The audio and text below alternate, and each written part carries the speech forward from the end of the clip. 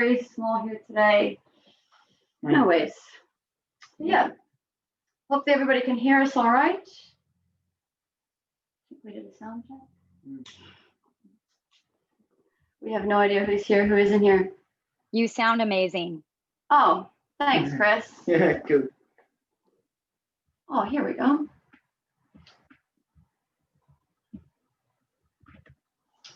Brooke, Kath, Doug, Karen, kia ora, kia ora. Yeah, we'll just give it maybe another minute, guys, and then we'll crack into it. Tell us what kia ora means. Kia ora is like aloha. It's like hello. Hello, Molly. It can be thank you. It can be an acknowledgement. It can be like a kia ora, like reinforcing something. But yeah, most often it's like a greeting, like a hello. Yeah, kia ora. So we speak a lot of Māori down here in New Zealand. I don't have any Māori blood in me, but I'm an Māorican. I've got Māori in my waira and my spirit. I'm a bit of an import, but yeah. We might just kick things off. So massive welcome to everyone who's watching this today. It's actually 3 o'clock on Wednesday here in New Zealand. So I believe we're in the future for most of you, and it's a beautiful day here. So wherever you guys are, it's going to be a beautiful day for you guys tomorrow. And yeah, massive shout out to Chris and to the Isto community in Whānau for having us be a part of this. It's a real honor and a real privilege. We're stoked. Yeah, I just love being part of this global family of people who are all passionate about surf therapy. And yeah, my name is Krista. So for those of you who haven't met, I'm the founder and the youth clinician here at Live for More, based in New Zealand. So we are on the North Island of New Zealand on the East Coast. There's 2 main islands of New Zealand. We're on the north one, east side. We have beautiful beaches, endless waves, and yeah, Live for More works specifically with young men between the ages of 17 and 25 who are caught up in lifestyles of drugs, alcohol, gangs, prison, violence, anything that society kind of labels as negative or too hard to deal with or in the too hard basket. Those are our bread and butter. We love working with these young men who are rough on the exterior, but they have so much gold within.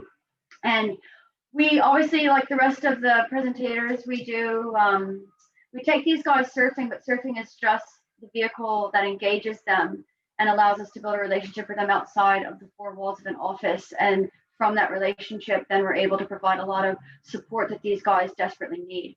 So what we do at Live for More, I always tell people, is we believe in these young guys so they learn to believe in themselves, and they learn to see their value and their worth, and that they're actually good human beings who have just been born into really hard lifestyles. So we have the absolute privilege of a past recipient who's gone through the program and graduated, Jared.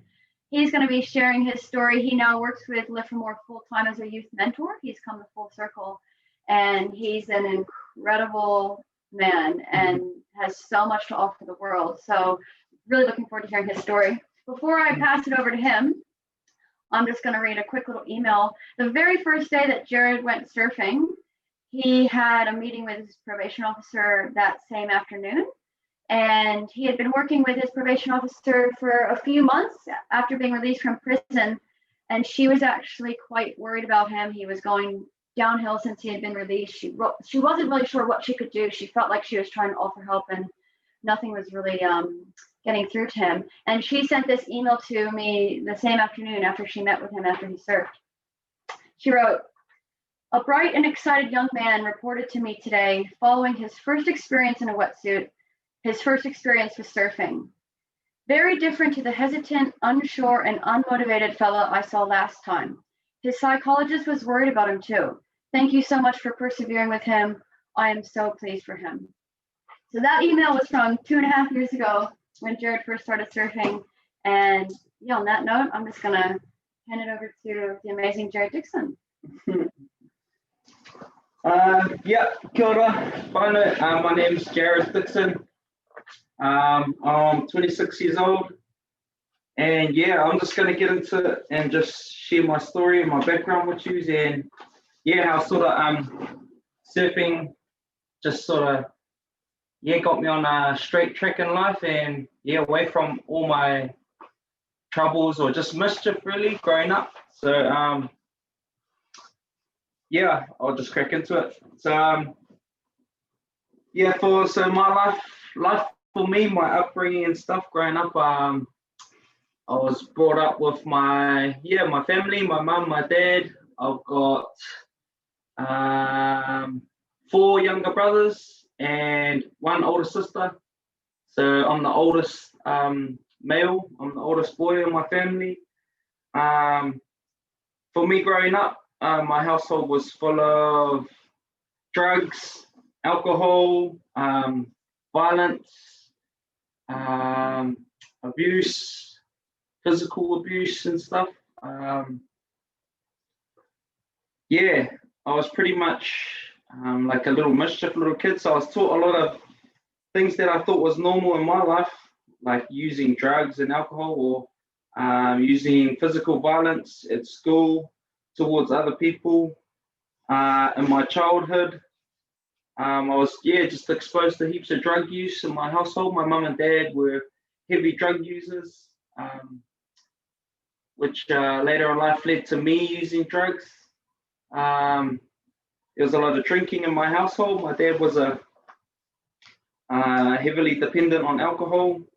He used to drink pretty much every day. Although he used to work, he used to provide for our family. So he was working hard, but he still used to, just use a lot of alcohol and violence. And sort of my relationship with my father wasn't really healthy, I know now, because we didn't really spend time together, or he didn't really show like love and affection towards me. So I found it pretty hard to sort of get along with my parents, which sort of led to me getting into a lot of trouble. So I was sort of I had no boundaries. My parents didn't put any boundaries in place for me to stay out of trouble, and so I was getting into trouble at a young age. Schooling for me wasn't good. I didn't really like school. All I liked at school was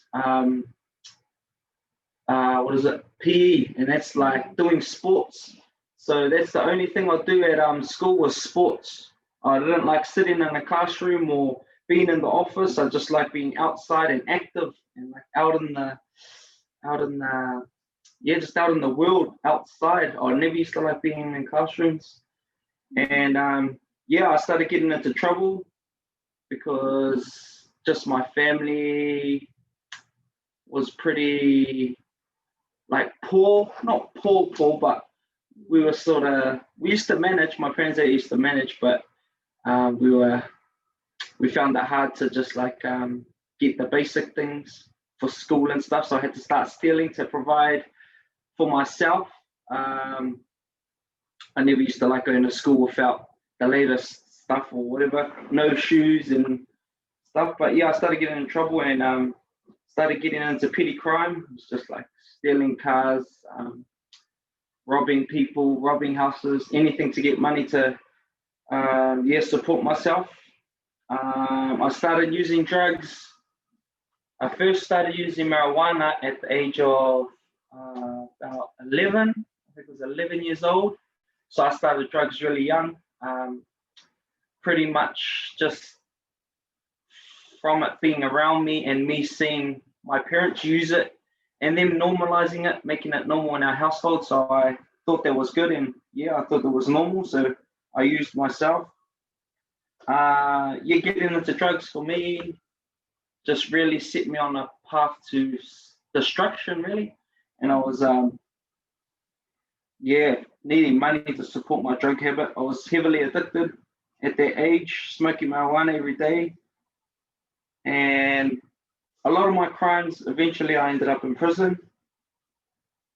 So the time I spent in prison, for me, I went to prison when I was 18. I got my first jail sentence at 18 years old. I got done for aggravated robbery, which is just robbing someone pretty much, but it was the effect it had on the victim, like the violence and the effect it had on my victim was pretty serious. And I spent, I got charged 2 years, 9 months for that.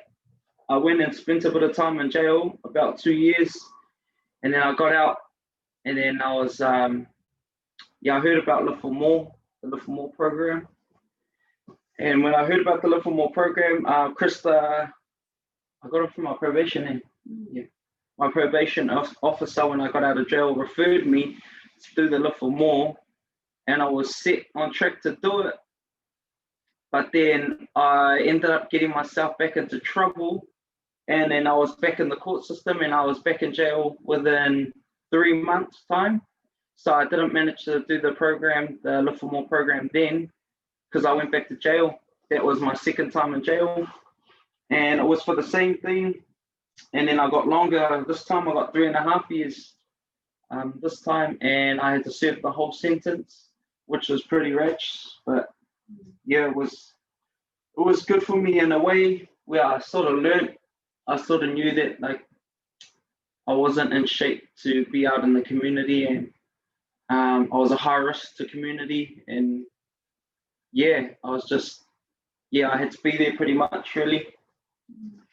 But yeah, I spent time inside for around about 6 years all up before I finally got the opportunity to do this Live for More program.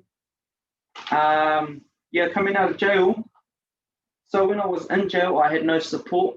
My only support, my healthy support, was Live for More.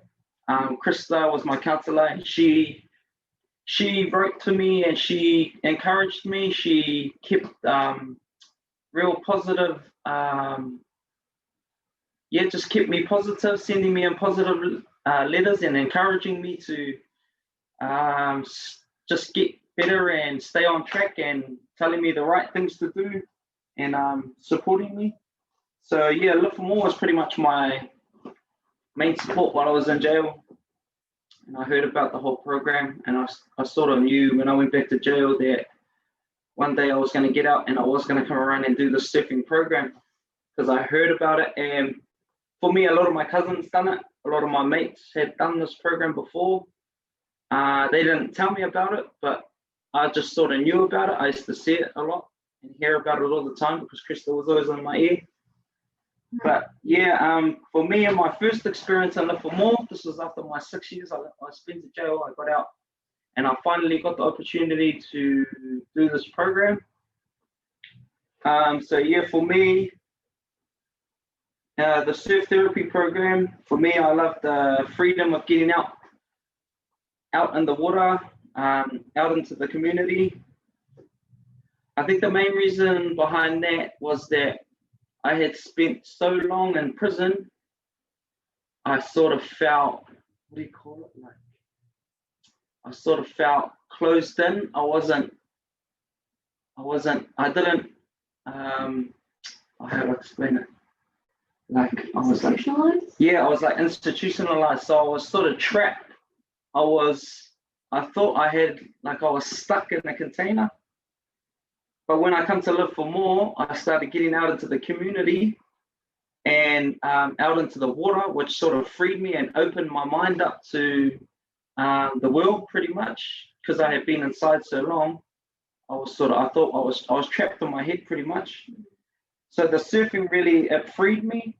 The surfing, getting out in the water, just really opened up my freedom and my mind to a better life and a better future. The staff pretty much on the Live for More, I knew they were positive. I knew that they weren't on drugs, because all the people I knew were on drugs, like my family pretty much. They were all on drugs. But Live for More, I knew that they were straight. I knew that they were clean. I knew that they would support me and help me. So yeah, for me, I knew that they were loving, caring, and positive role models for me. I knew that they wanted the best for me and always wanted to help me get on a better path in life. And that's what I found when I come to this program. But my first time surfing, I remember the first time I went surfing was on a program day, and yeah, the first time I had never done surfing before, but because I was so like active and physical and into sports, I always loved my sports. So trying something new like surfing was real different for me. And I think, yeah, surfing was a unfamiliar sports for us, for my like type of people, because we're brought up in like we weren't rich enough to buy surfboards, and like a surfboard's expensive, and like we didn't have that money, or our parents didn't have that money to buy a surfboard to take us surfing. So in a way we sort of seen it as a like a sports or activity for rich people. And for us, we were just too poor. We weren't allowed to, we couldn't do it. We didn't have the opportunities to go out and do surfing. So when I heard that Livermore did surfing, I thought, oh yeah, that's good. Is it for free? I thought it was for free. We don't have to pay anything, because if we have to pay, then I don't think I'll be rich enough to get out in the surf. But yeah, it was free and stuff, and they took us out surfing. I love the peacefulness out in the sea. The quietness, it was real quiet and peaceful, because quiet time brings me peace. And being out at sea, I was away from all of the busyness in life around my family, with people and yelling and screaming and fighting, mainly fighting and just getting yelled at every day. At least out at sea, there was no one to yell at me. I was just by myself, just me and the waves. Hearing the waves is just so peaceful for me, and just being in the water, it's like refreshing, and it's like cleansing for me. Just to clear my mind when I used to get out into the water. I used to always think of it as like, when I'm getting this water over me, everything's just washing away, like all of the bad vibes or the negative things or the drugs and the alcohol, all of that stuff I was getting into, all that rubbish stuff that was in me. So yeah, that was my first time surfing. I got hooked straight away. I was stoked. I loved it. I liked the waves. Like my first time out in the water, I didn't know what to do, but all I knew was just to turn and just to paddle into the waves. And then, yeah, I didn't think I wanted Chris or anyone to push me in. I thought I sort of wanted to do it all myself, but yeah, I got some good help. And then, but yeah, it didn't take me long, because I can learn pretty quick. Like I'm good with my sports. I like doing any sports, and it sort of doesn't take me long to pick it up. But yeah, surfing's been a bit of a challenge for me. Still getting the hang of it now. I still love it now, and yeah, still go out every now and then. But some of the aspects of the program with Live for More was the counselling. The counselling helped me, and that was my counselling with Krista. So the counselling for me helped me to. It gave me someone that I could trust, and that I could open up and share my struggles with, share what had gone on in my life, share the things that were hard for me to talk about, say like physical abuse, getting hidings or from my parents, and having no food, or just having no support really. But just having that counselling really gave me someone to open up and to share my struggles with.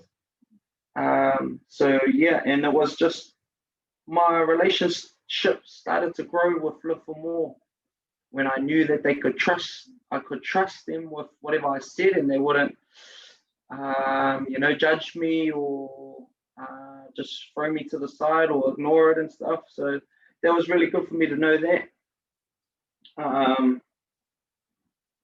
Just at times, I think at times when I was doing my counselling, it would be real hard for me to open up and say things. But as the trust grew, I started opening up more. Which was real good for me. Just the practical support that they showed me. More practical. I think I got my licensing. So Live for More takes our boys into licensing, and these are just the basic little things that we need to further ourselves and put ourselves into working opportunities and stuff. So I got my licensing through Live for More. they get us onto a benefit, so we're collecting an income, so we're getting money. Legal money instead of drug money or selling drugs. We're getting money from the government, because that's sort of pretty much the background I was brought up into. Was like, we never used to work for our money. We never used to work for our money. We used to just sell drugs and rob people. That was just the norm. That was something I was taught since I was a little kid. So it was good to be getting just a legal money income, work. Eventually, after I graduated the program, I got into working. They got me a building job because I felt that I wanted to get into building, but that didn't last long because of my drug habits and stuff after the program. So the positive people I was around was pretty much live for more. I had no other positive people in my life. All of my friends were druggies, they were trouble. My family, they were real negative and into drugs. So that was hard for me to be around them, or just being around them sort of, it didn't feel right. And I knew there was more out there. I knew there was more to life. Like, my parents and that were doing drugs, so that normalized it, and so I ended up doing it because I thought it was normal. But they were just stuck in, just depending on each other. So, but having lived for more, they were real positive, and they really used to just keep me going, encourage me to do better things.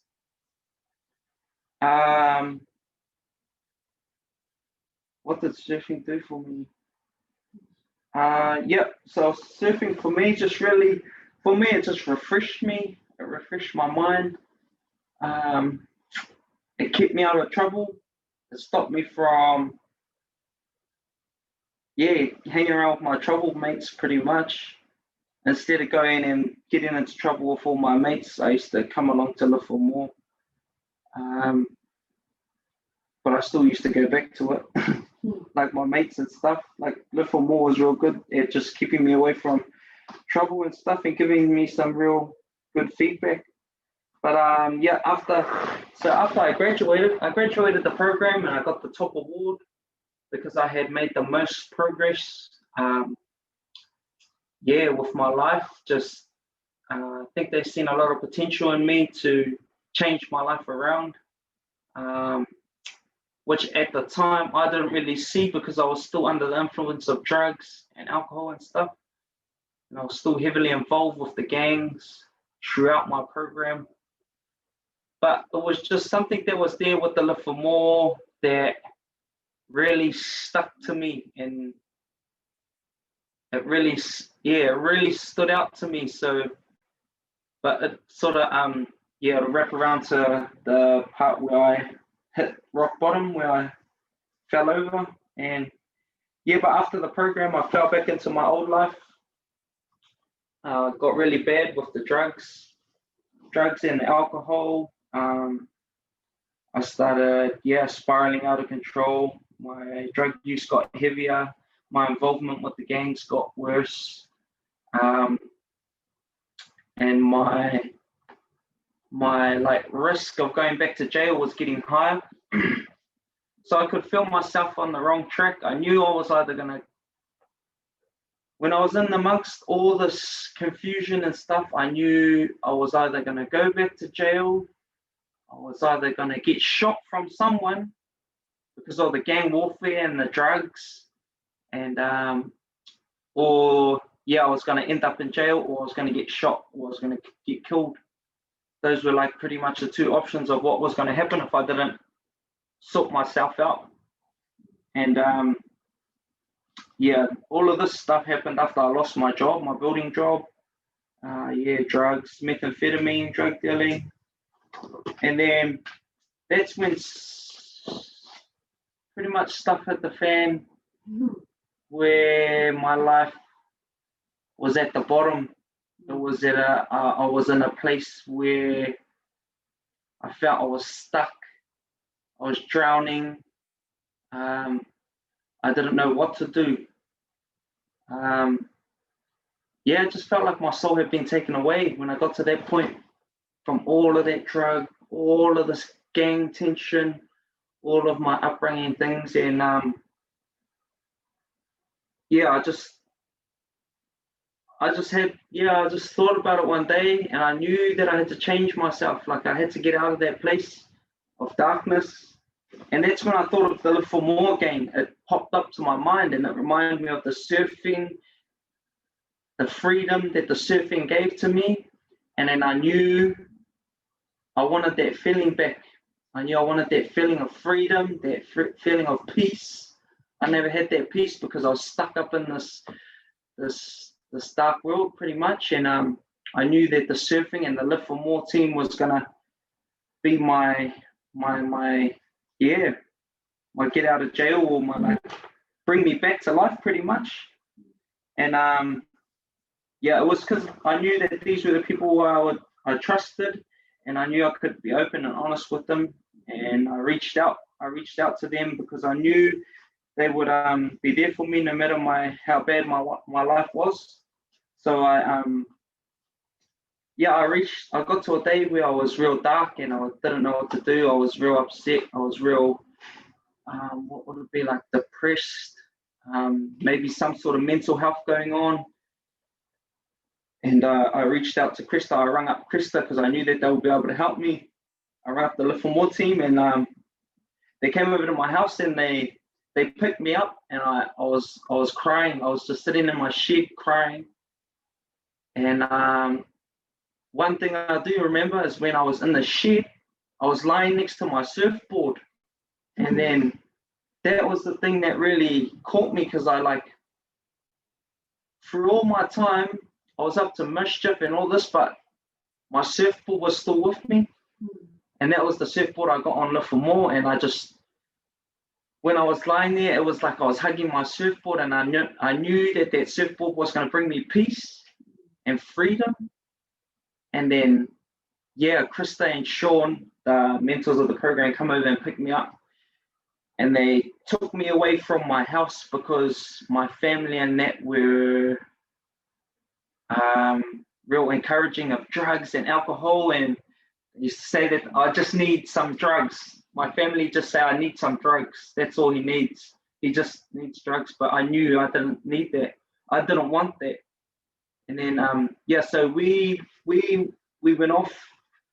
Krista and Sean come over and saved me, and yeah, we went off. And that's the day when my life did change. My whole life started to change through God and His amazing power and like my faith.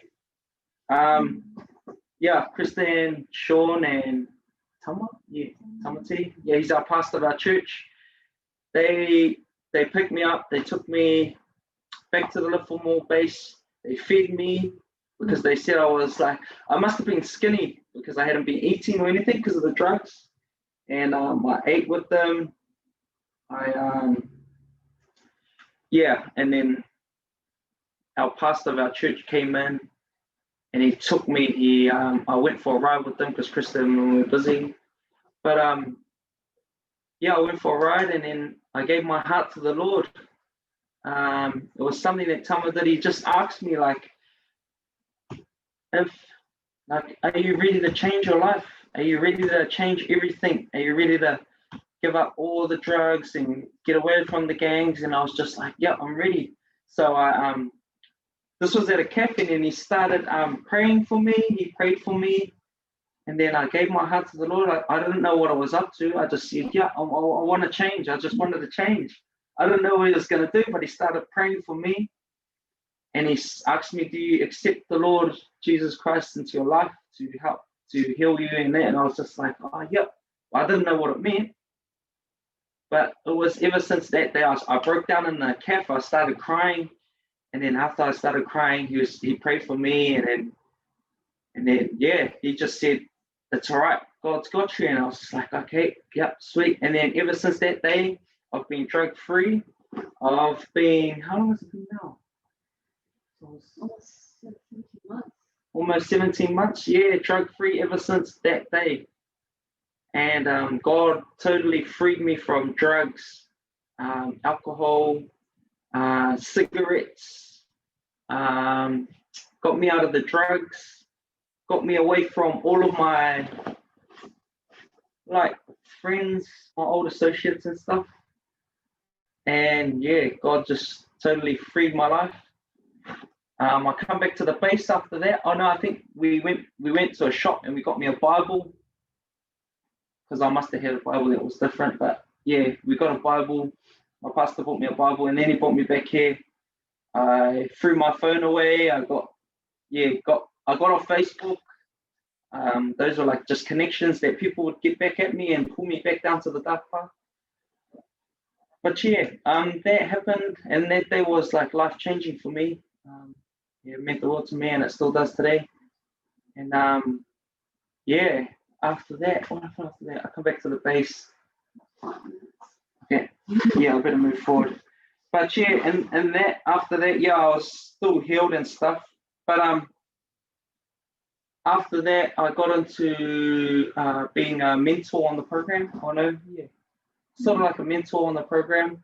But now I am the youth mentor. But I was just doing voluntary work at Live for More, so I started helping a lot of the boys. I want to really dig into the purpose of my life and stuff now. But yeah, God freed me in that, and yeah, it really got me on track, and I started coming around to the thoughts of giving back to Live for More. And yeah, so sort of my life now, I've been out of prison for 2.5 years. I've been drug free for 17 months, and I've been out of the justice system for, I don't know, maybe 2 years. Yeah.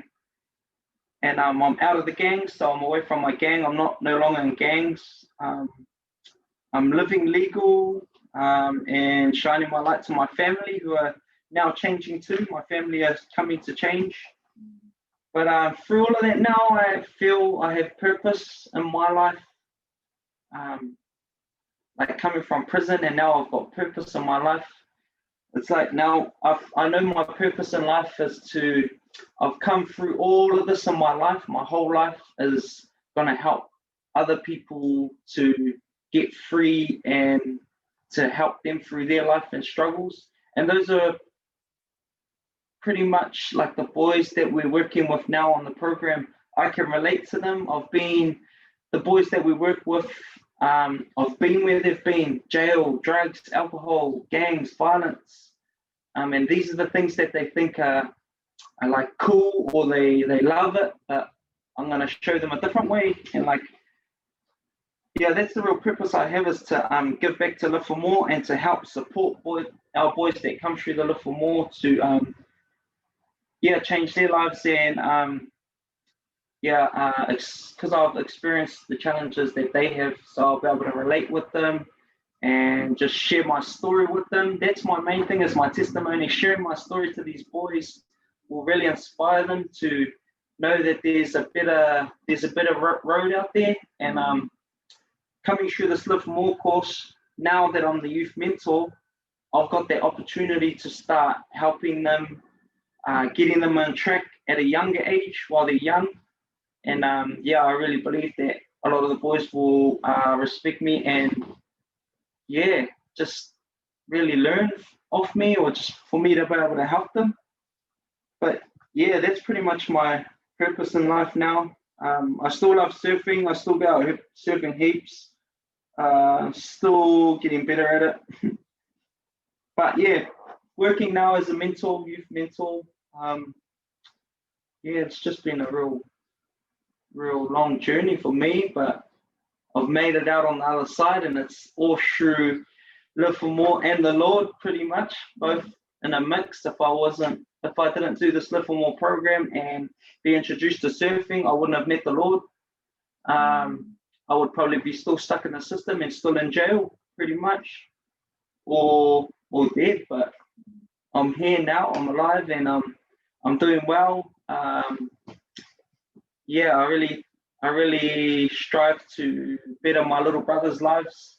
I've got 4 younger brothers actually. 2 of them are my youngest ones, 7 and 11. So them two are like, those two are like they're like my push. They sort of push me to stay on the right track because I want a good future for them and their lives and their upbringing. So yeah, I think I've sort of reached my time, but yeah, that's pretty much me anyway. And my story with the Live for More and mentoring now, so getting out of jail.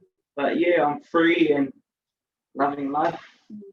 What's amazing with Jared, there's so many amazing things, but on paper, when he was sent to us, he's probably one of the highest risk young guys we've ever worked with, if not the highest risk. And he's now working full time with us. Has totally turned his life around, and it's such a good learning lesson for society, who has often cast these guys out and said, "Oh, they're just useless."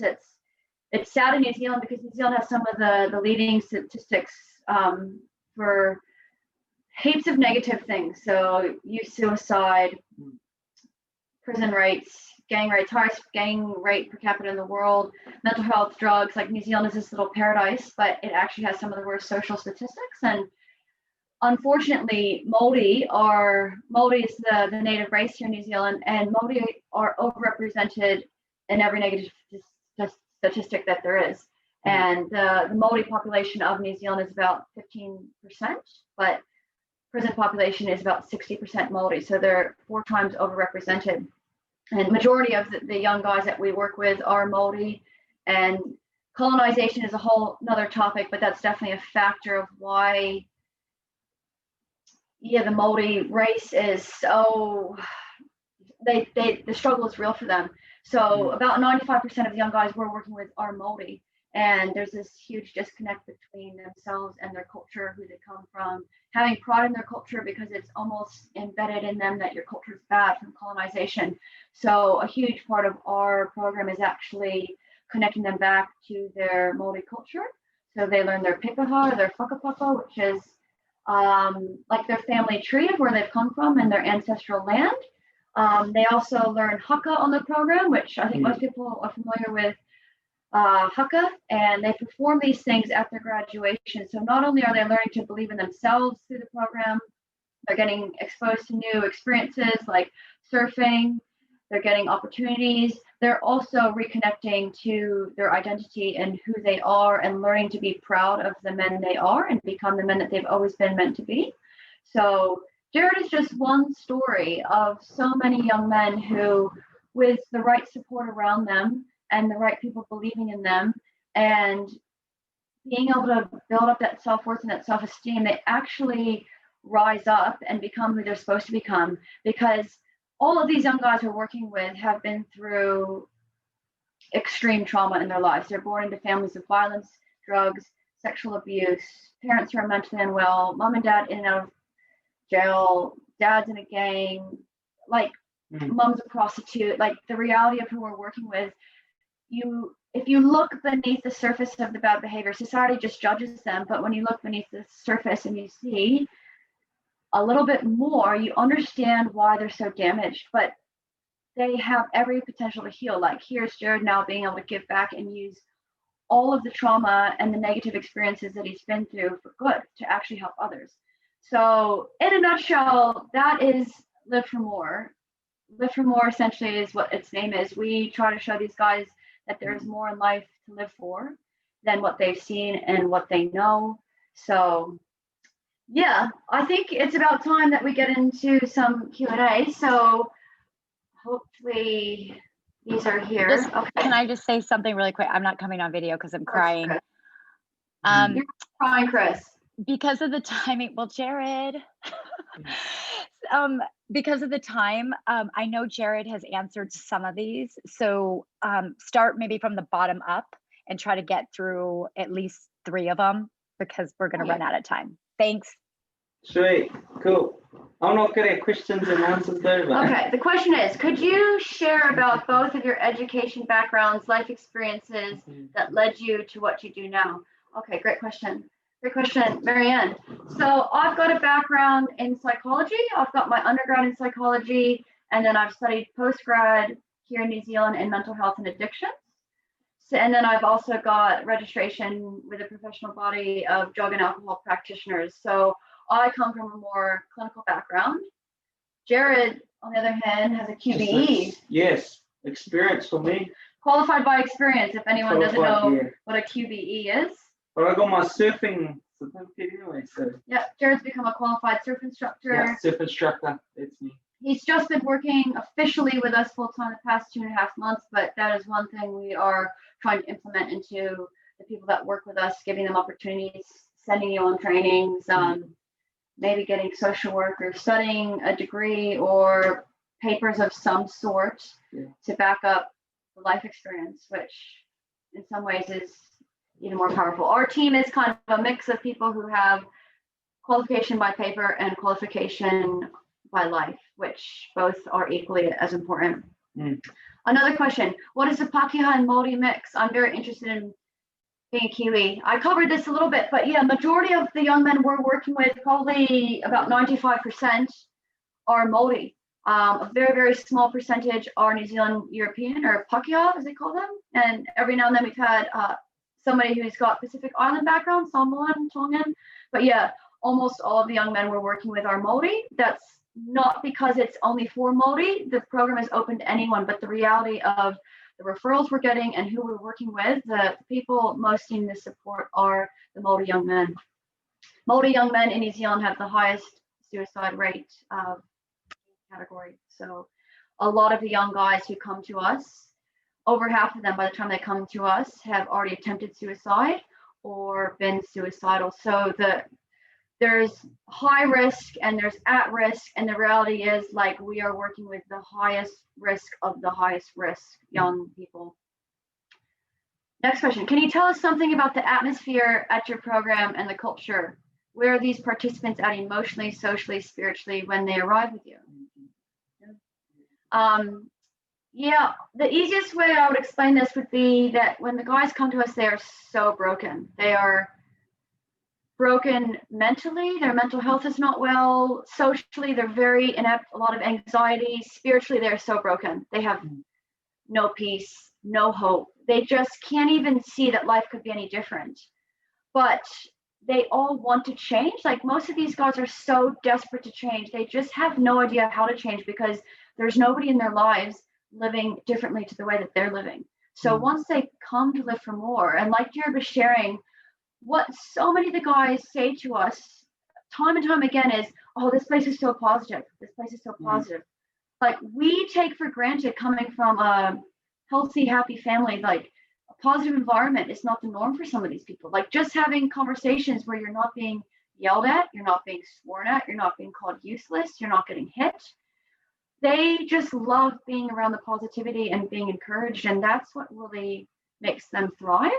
So I'd say that's our atmosphere, just love, positivity, just loving these guys no matter what. Like, even though they make bad decisions and they are Muppets sometimes, like, we will always love them and our doors always open for them. We actually had a young guy just call in here today, a couple hours ago, who we haven't seen since he's been out from prison, and he's with the gangs. But he came and he knows that the love is here. He's been a bit shy and he hasn't wanted to come back because I think he's a bit ashamed, but he came back, had a feed with us, had a talk, we got him into probation. And it's like we have this open door policy that guys we've worked with years and years and years ago know they can always come back and be a part of this family that we've created for them. Another question, Jared, this one's for you. I know Live for More is an 8-week program, but do you find yourself developing lifelong bonds with some of the young men or feeling a sense of responsibility for their success outside of your program? I've seen that question before. What does that mean? Does the bond go beyond 8 weeks? Yeah, I reckon it does for me. Has that been like on the program? Yeah, so I'm still connected with the boys that I was doing the program with when I was on. So we still got friendship going, and we still love each other and look out for each other. So all the boys that come in, we take in on a program, they get to know each other, and yeah, they become like family. So yeah, we're all together, and yeah. And one of the things that we've developed in-house at Live for More is this point system, and the guys achieve their points and get different awards, or we'll pay for things so they get surf gears. And the top thing that they can earn is their own surfboard. So that's the surfboard that Jared was referencing, that he was that was kind of speaking life to him. So a lot of times the guys who have done really well get these surfboards, and it's a way for them to stay connected to surfing, but also stay connected with each other. We don't want Live for More to be the only way that they can surf. We want to be empowering them to use this tool in their lives on their own. So they get surfboards, they get wetsuits, and they start surfing on their own. They start taking their kids surfing, their little siblings surfing, and it's just like sharing that love and sharing that stoke. So a lot of the guys do stay connected, and they keep doing heaps of positive things with each other. Another question. Surf therapy has so much going on. What part of the surf therapy program had the biggest impact on you? What was it? What part of the program when you were on it had the biggest impact? What part of the program? Probably for me was the just the positive people, pretty much. I think that was the main thing for me, was being around positive people that were different to the people I only knew, which was negative. So when I come here, it was real positive. So I loved coming here, and I always used to come back just to get around positive people. But yeah, that and the surfing, pretty much. Yeah, surfing. That's what we always tell people, because we're, as many of you guys are probably aware as well, like you're always fighting that concept that, oh, you're just taking people surfing. Oh, surfing, because that's what we pitch and that's what we market, because the whole concept of surf therapy obviously involves surfing. But the surfing is just the vehicle that we use to actually get in these guys' lives. They're very guarded. They trust no one for all the right reasons, because everyone they've ever trusted has let them down. But surfing breaks down these barriers and lets you build this relationship. And it's like the key that you use to unlock the door into their lives. And then once that relationship is there, you can offer them all this other support that they desperately need. These guys coming in, getting counseling, as Jared shared, and opening up, would never step foot in a counseling office or report into the other things through probation, but they come here because we go surfing and we eat and we play touch rugby.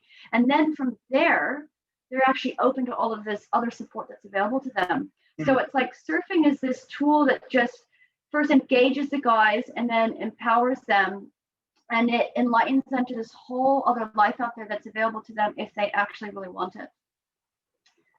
Another question, how have you gone trying to convince the government to support this program, given the obvious costs and social benefits of keeping people out of the system? Yeah, so here in New Zealand, it's over $100,000 a year for one person to be in prison for the year. So clearly programs like this are way cheaper. We are constantly in a battle of trying to fight the system. The system is a very punitive setup as opposed to positive reinforcement. And anyone who knows anything knows positive reinforcement is what changes behavior, not punishment. So little by little by little, governments around the world are kind of warming up to this idea, like Portugal leading the way with drug reform. It's amazing. So we're in the process of trying to get government funding. It's a massive process, especially being a small organization here. But our one thing is we don't want any red tape. So we don't want government funding that's then saying you have to do this and this and this and this, because we love what we're doing, how we're doing it. So we should hopefully be getting some government funding maybe starting from next year. We're 5 years into Live for More. And yes, still going through the whole process of being accredited and everything else that goes along with it. We might have time for, one more. What is your elevator pitch when recruiting participants? How do you convey all the value that surfing can offer? So when we're recruiting participants, which Jared's new role is a large part of that because he knows half of them. The irony with Jared is that guys that he used to be like selling drugs to and getting high with and doing crime with, he's now mentoring and bringing from the dark to the light, and they respect him because they see where he was in the past and they knew that life, and they see him now and they can't deny the change. So he's inspiring just by being him. But we pretty much stalk the young guys that we're trying to get on the program. Some are referred in, some are just names that have been given to us, and we literally find them on Facebook. We rock up to their house.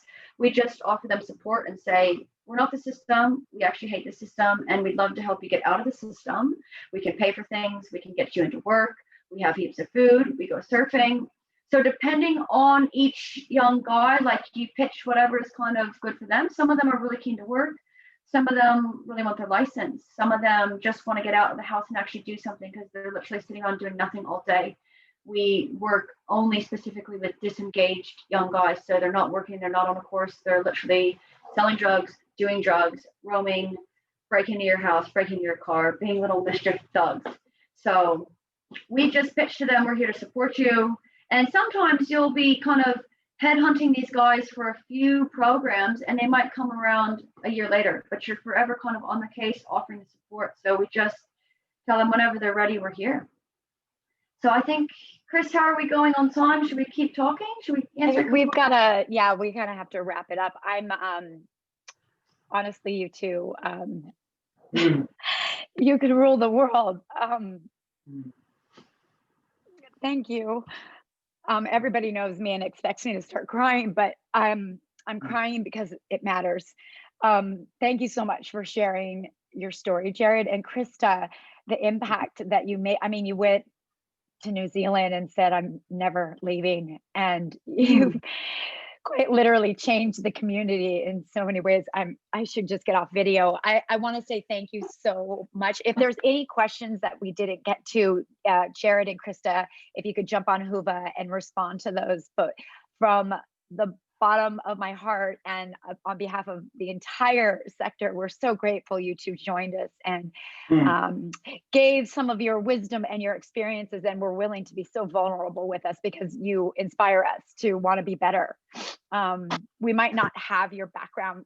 Some of us might have your background, but you inspire us to want to be better because look at now what you're doing as a mentor. Nodding. So thank you so very much. Up next, everybody, is our keynote speaker, Sean Thompson. Hope you can join us. He's going to round us out for the very first night. Krista, Jared, I love you. I hope to see you in New Zealand, although the US is never going to allow us to leave. But I hope to see you soon. Adore you. Aloha. Mahalo. Thanks, everyone. Ka kite from New Zealand. Bye.